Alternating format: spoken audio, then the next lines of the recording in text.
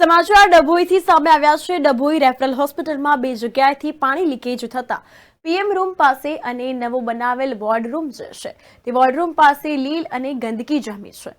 તો આ અંતર્ગત ત્યારે દવાખાનામાં દાખલ દર્દીઓને ગંદકીના કારણે મચ્છરોનો ત્રાસ હોવાની બૂમો પણ ઉઠવા પામી હતી।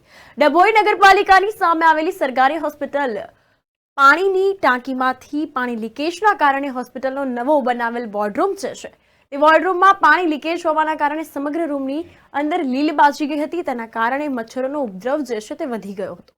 આ અંતર્ગત દાખલ દર્દીઓ જે છે તે પરેશાનીનો સામનો કરી રહ્યા છે। વધુ બીમાર પડવાની શક્યતાઓ જે છે તે દર્દીઓમાં સેવાઈ રહી હતી। એક તરફ અહીંયા બીમાર દર્દીઓ સાજા થવા માટે આવે છે, ત્યાં જ ગંદકીના કારણે લોકો વધુ માંદા પડે તેવી પરિસ્થિતિ જોવા મળી। જો હોસ્પિટલના સત્તાધીશો વહેલી તકે આનો ઉકેલ નહીં લાવે અને પાણી નીકળતું બંધ નહીં થાય તો આ અંતર્ગત ચોક્કસ રીતે કહી શકાય કે દર્દીઓને આ બાબતે રાહત નહીં મળે।